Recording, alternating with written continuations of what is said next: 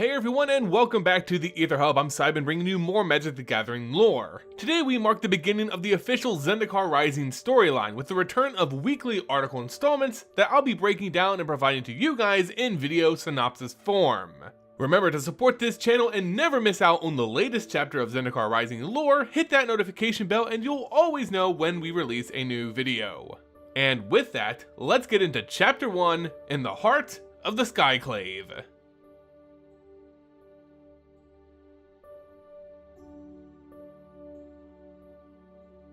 The remains of once buried and forgotten ancient core strongholds began to rise to the surface in the wake of the Eldrazi Titans' devastation. But they didn't stop at just ground level. They rose higher and higher, resting stable in the very sky of Zendikar, a testament to the power of the Roils, and a troubling sign of their anguish. Still, these temples and relics of the past hold great secrets, treasures, and knowledge ripe for the taking. These once lost relics of core history have begun to rise above every continent of Zendikar, spurring a mad dash of explorers and plunderers alike. These great structures would forever be known as the Skyclaves.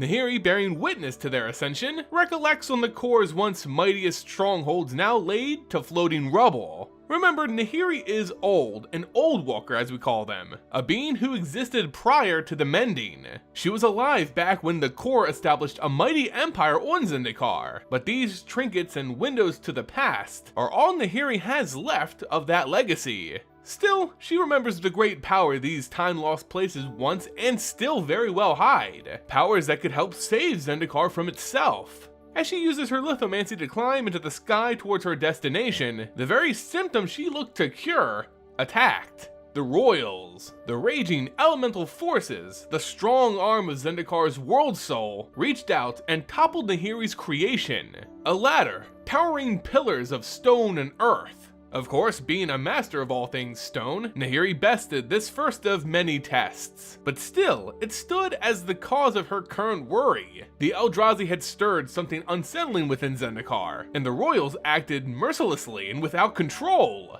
She was the master of earth and rock, and she would be the one to control the Roils as well. As her mind returns to the task at hand, she's distracted by a decidedly more interesting source. Another planeswalker, one who she invited herself, the elf and fellow native of Zendikar, Nissa Revane. Though Nahiri and Nissa know very little of each other, they did happen to run into one another during the conflict on Ravnica against Nicol Bolas, the War of the Spark. Nissa witnessed Nahiri's mastery over stone, while Nahiri saw the tremendous power of Nissa's elemental conjuring, forcing a world tree, an entire guild hall, to come to life and fight by her side. It was a conflict both were very happy to see end, for it was a fight neither could hope to survive on their own. But both agreed there were still fights yet to come, especially here on Zendikar. Both Nissa and Nahiri faced the terrible actions that they had taken in the past. Nahiri for releasing Emrakul, another Eldrazi Titan, on the plane of Innistrad, and Nissa for initially releasing the Sleeping Titans originally on Zendikar in an ill-fated attempt to save her world. Both admit their mistakes, and look now to make some amends, starting with Zendikar. The two planeswalkers make it to the edge of the Skyclave, Nahiri assured that the key to ending the Roils would be amongst the ruins. Nissa, however, was still dealing with the events of that damned war, Nicol Bolas, and the loss of her friend Gideon Jura. For far, far too long, Nissa had struggled to make connections with others, her friend Chandra Nalaar most importantly. But Gideon, he was a leader, someone who never hesitated. In her grief for him, Nissa idolized Gideon, wanting to be just like him. And it started here with this budding new relationship with Nahiri. As they explored the ruins together looking for this thing that could help Zendikar, neither knowing just exactly what they're looking for, Nissa is troubled by the memory of her own actions on Zendikar, how it felt like everything she did in service of her world ended up hurting it. Would this partnership with Nahiri again prove that she was no ally of Zendikar? Again, she thought to herself, plan like Jace, act like Gideon, do not hesitate, as Nissa and Nahiri pushed onwards. As they break through towards the center of the Skyclave, a shadowy figure leaps from the darkness, pouncing on Nissa bearing teeth and claws. A Felidar, a ferocious beast of the Zendikar forest that must have been trapped within the rising ruins. Without missing a beat, Nahiri summons 7 molten swords of liquid hot rock and flings them at the beast, who managed to dodge the worst of the attack. Nissa too jumped in and tripped it up with brambles she conjured from the cracks beneath the stone. With one final roar, Nahiri plunged the lava swords deep into the Felidar's flesh, and just like that, it was dead. This was a good sign. The Felidar was protecting something. They were headed in the right direction. Despite that, the pair eventually did find themselves getting lost. The stone no longer gave away the direction they sought. Nissa, however, had another trick up her sleeve. Summoning the very mana of Zendikar, Nissa animated an elemental from surrounding fern, plants that knew this stronghold better than anyone else living. The elemental guided them to the heart of the ruins, as the group disarmed a series of traps and pitfalls designed to stop any intruders. Nissa was proud and felt like she really belonged here, with a companion who understood her. However, that companion wasn't Nahiri, but this elemental, her first and constant friend. Still, even this elemental screamed in agony much as Zendikar itself did. She and Nahiri had to help heal this world.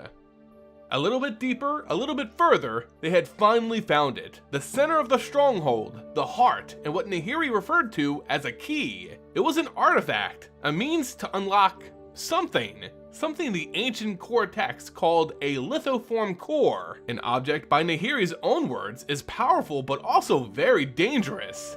This relic wasn't the orb that could heal Zendikar, but it was the first step in their journey. Still, this artifact and the room that held it contained trace amounts of the lithoform core's power, a power Nissa was curious to learn more of, so Nahiri showed her. As a royal began to buck and rage beneath them, Nahiri tapped into this lingering power, and in a flash, the royal was quelled, like a beast being stabbed through the heart. This was it. This power could heal Zendikar. However, Nissa didn't rejoice. She turned away in tears. This power was amazing to witness, but it didn't discriminate between the royal and her friendly elemental fern thingy. And that's not just my own spin on this story, guys. That's actually how Nahiri describes this elemental. A fern thingy.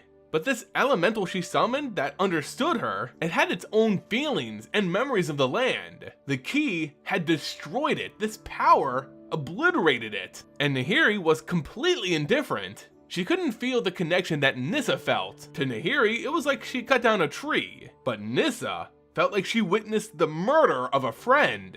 Nissa realized that this power, it killed all other forms of life touched by Zendikar. It calmed the royals, yes, but plants, animals, and even some sentient life wouldn't be spared in its wake. It could heal Zendikar, but only by killing its very soul. Nahiri, however, expressed a different attitude. Killing the soul of Zendikar would mean the end of the Roils, the return of peace and prosperity for its denizens.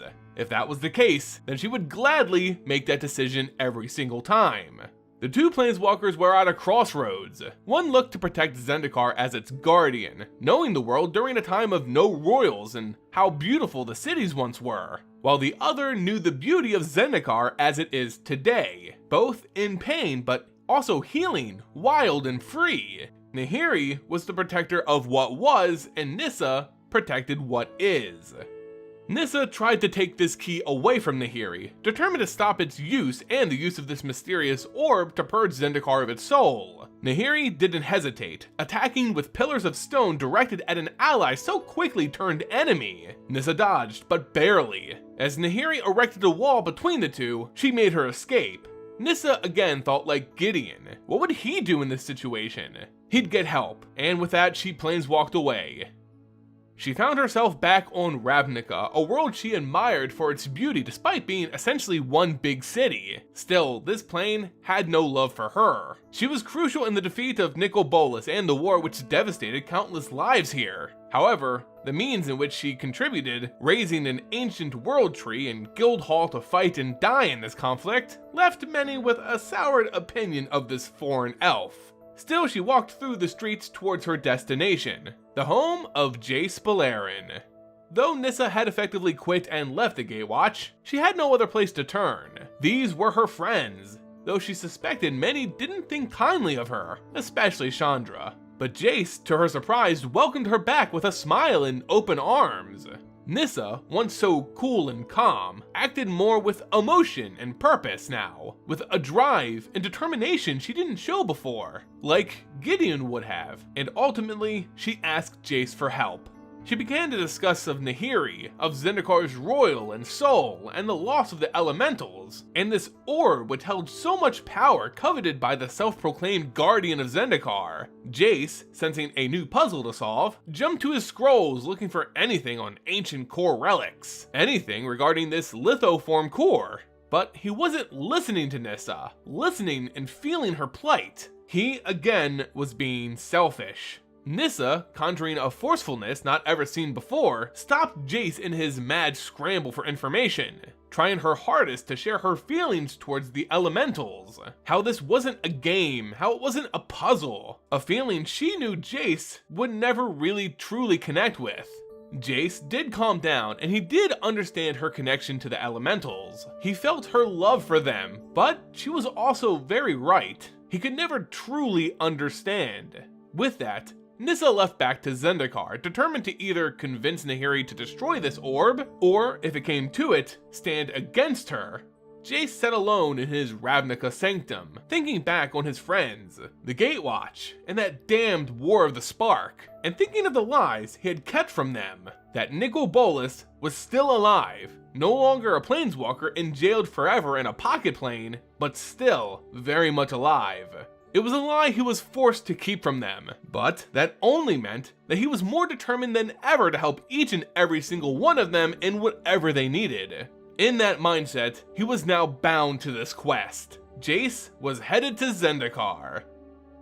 So here at the end of Zendikar Rising Chapter 1, we learn that Nissa and Nahiri are butting heads on how to best heal Zendikar, to either bring back the royalist past of the denizens' glory, or to heal its wounds while keeping the wilds and Zendikar's soul alive and well. Old versus new. We also learn of the first real reactions to the War of the Spark storyline and the Shadows over Innistrad arc by some of these major characters. I was curious to see how Nissa and Nahiri would react to one another, knowing that each of them in the past almost destroyed a plane, but only one purposely doing so. To my shock, Nissa and Jace are kinda just shrugging their shoulders at someone who almost destroyed an entire plane. They don't bring up the fact that Nahiri may not have the best interest of Zendikar in mind given her world-destroying history. They don't even want to see her face any justice for what she had almost done. This was an incredibly disappointing way to gloss over that conflict, all for the sake of moving the story forward. But at least we're getting a new story out of it, so I'll take it. But there you go guys, Chapter 1 of Zendikar Rising in the books. Make sure you hit that notification bell on the main page so you're made aware the second I upload the following installments of this arc. If you enjoyed the video, make sure you show your support by leaving it a like, sharing it with friends, and subscribing to help grow our community. Thank you all so much for watching, and until next time guys, see ya!